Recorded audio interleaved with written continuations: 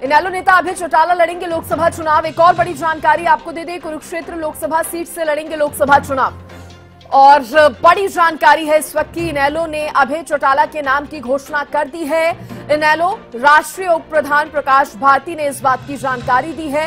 इनेलो नेता अभय चौटाला जो है वो लोकसभा का चुनाव लड़ेंगे, कुरुक्षेत्र लोकसभा सीट से लड़ेंगे लोकसभा का चुनाव। देखिए, कुरुक्षेत्र से लड़ेंगे लोकसभा का चुनाव। ये जानकारी, बड़ी जानकारी जो है सामने आ रही है। बड़ी खबर इस वक्त की आपको बता दें, इनेलो नेता अभय चौटाला लोकसभा का चुनाव लड़ेंगे।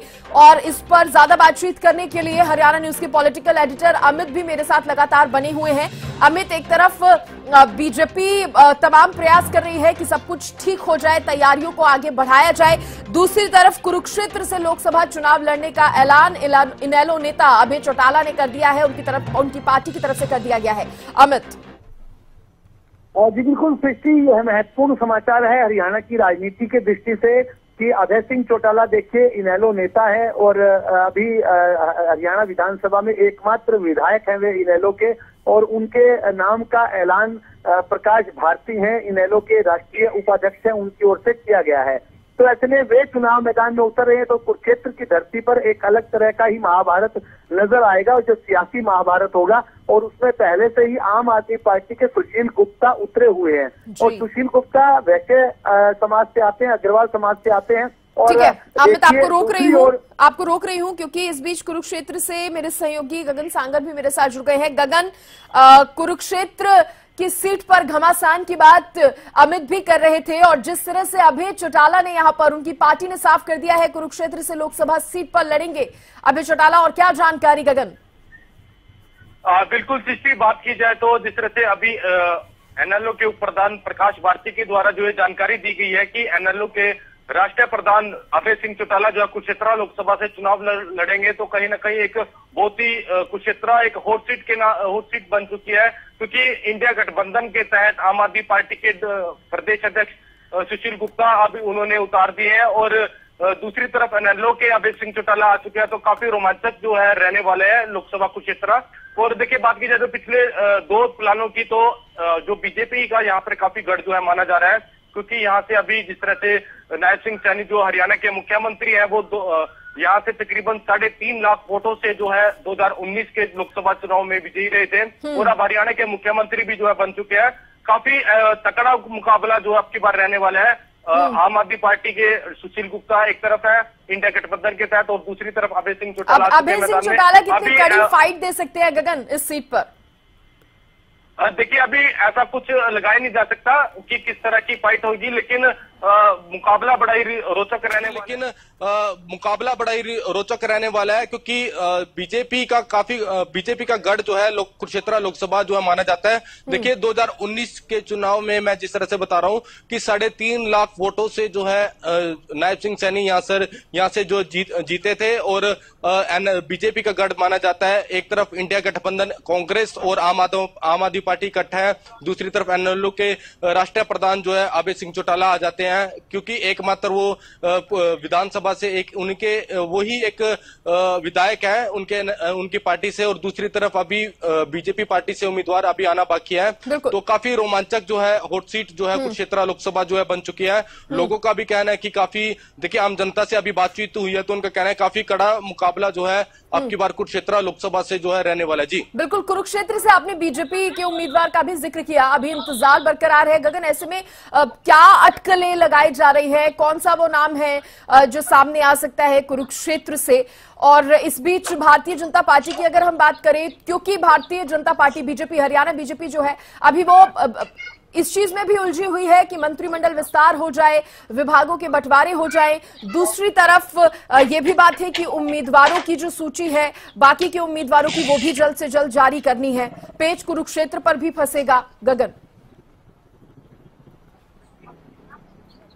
बिल्कुल, देखिए पेंच कुरुक्षेत्र की लोकसभा सीट पर भी देखिए फंसता हुआ दिखाई दे रहा है, क्योंकि देखिए पहले यहाँ से लोकसभा सांसद नायब सिंह सैनी हरियाणा के मुख्यमंत्री जो है बना दिए गए हैं, और अभी देखिए जो चर्चाएं जो है आम जनताओं के बीच जो चल रही है कि 2 बार यहाँ से सांसद रहे कांग्रेस के जो अब बीजेपी में देखिए चर्चाएं ऐसी चल रही है कि नवीन जिंदल की पत्नी, धर्मपत्नी जो शालू जिंदल का जो है अभी बीजेपी से जो है अभी नाम जो है चर्चाओं में जो है चल रहा है कि वो कुरुक्षेत्र लोकसभा से जो है चुनाव जो है लड़ सकते हैं। तो काफी रोमांचक जो है रहने वाला है। लोगों का कहना है कि अगर जो जिंदल परिवार से कोई भी व्यक्ति यहाँ पर आता है बीजेपी पार्टी की तरफ से, तो एक तरफा जो है मुकाबला जो है बीजेपी की तरफ जो है देखने को मिल सकता है। लेकिन इंडिया गठबंधन के तहत देखिए लोग जो उम्मीदवार है सुशील गुप्ता का कहना है कि वो अपनी सीट निकाल कर ही रहेंगे। दूसरी तरफ आप अभय सिंह चौटाला जाते हैं तो काफी रोमांचक जो है रहने वाला है। एक तरफ पूर्व राज्यसभा सांसद डॉक्टर सुशील गुप्ता है, विधायक एनएलओ के विधायक है अभय सिंह चौटाला, वो मैदान में यहाँ पर कुरुक्षेत्र लोकसभा से आ रहे हैं।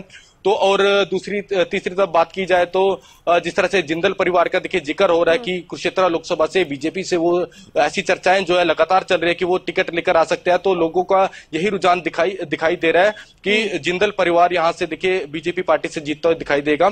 और देखिए 2019 के चुनावों की बात की जाए तो 10 के 10 सीटें जो है बीजेपी के खाते में गई थी।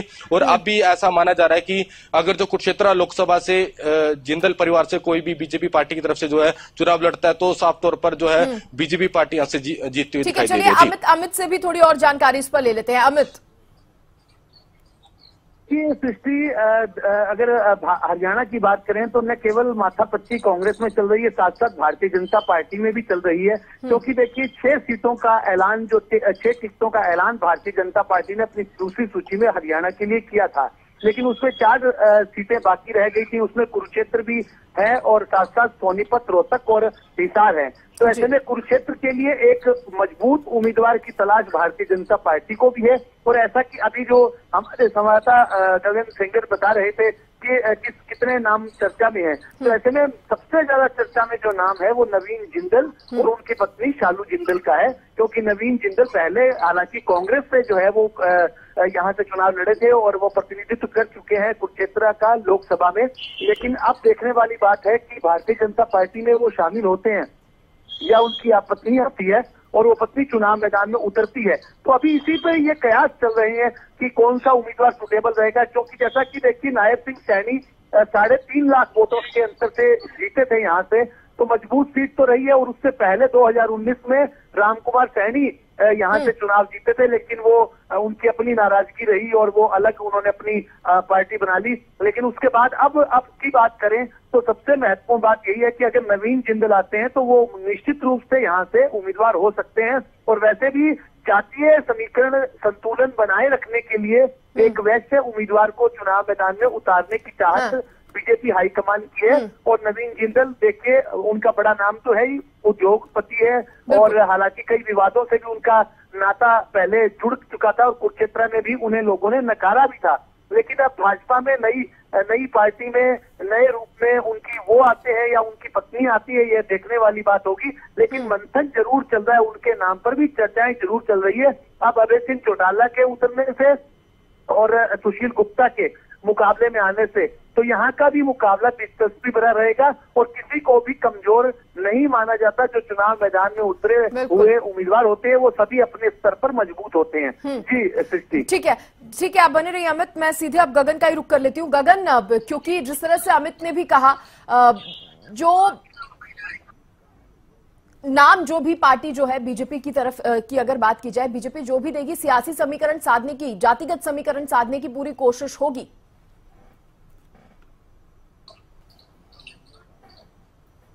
बिल्कुल सृष्टि, जिस तरह से देखिए बीजेपी की पार्टी की तरफ से अभी देखिए नाम नहीं हुआ है। हरियाणा की बात की जाए तो 6 सीटों पर बीजेपी के द्वारा जो है नाम अनाउंस कर दिए गए, लेकिन 4 सीटें अभी रहती है जिसमें से कुरुक्षेत्र लोकसभा भी है। और अभी जिस तरह से मैंने आपको बताया था कि बीजेपी का गढ़ जो है कुरुक्षेत्र माना जाता है और कुरुक्षेत्र वासियों में भी जिस तरह से कुरुक्षेत्र की धरती से ऐसा पहली बार हुआ है कि कोई यहाँ से मुख्यमंत्री बना है, तो इसको लेकर जो कुरुक्षेत्र वासी है वो सरकार का आभार जताते हुए दिखाई दे रहे हैं। नायब सिंह सैनी को मुख्यमंत्री बना दिया गया है और लोकसभा सांसद भी यहाँ से थे। और जिस तरह से मैंने आपको बताया कि 3.5 लाख वोटों का अंतर बहुत ज्यादा होता है और बीजेपी का गढ़ भी जिस तरह से माना जा रहा है। लेकिन अभय सिंह चौटाला जिस तरह से आ चुके हैं और डॉक्टर सुशील गुप्ता इंडिया गठबंधन के तहत मैदान में आ चुके हैं, तो जो चुनाव है काफी रोमांचक जो है यहाँ से कुरुक्षेत्र लोकसभा से रहेगा। अभी जिस तरह से कुछ ही देर के बाद, कुछ घंटों के बाद आचार संहिता की भी जो है देखिए लग भी सकती है आज जो मीटिंग है चुनाव आयोग की, तो उसके बाद क्या बीजेपी के द्वारा जो है लिस्ट भी देखिए जारी जो की जा सकती है, उसमें कुरुक्षेत्र से नाम कुरुक्षेत्र लोकसभा से नाम आना बाकी है। लोग इंतजार कर रहे हैं कि कब जो है बीजेपी पार्टी अपना उम्मीदवार उतारे। तो उसके बाद ही देखिए आम जनता से जो बातचीत हुई है, लगातार जो है इंडिया गठबंधन के तहत सुशील गुप्ता यहाँ से उम्मीदवार है और दूसरी तरफ एनएलओ के जो अभय सिंह चौटाला मैदान में अभी उतर चुके हैं। 2 कैंडिडेट उतर चुके हैं, लेकिन तीसरे के उतरने के बाद जो है बीजेपी के उतरने के बाद ही देखिए सामने आ सकेगा कि किसका पलड़ा जो है। जैसा कि बड़ी जानकारी आपने दी, बहुत शुक्रिया उसके लिए गगन, आपका भी, अमित का भी बहुत धन्यवाद तमाम जानकारी देने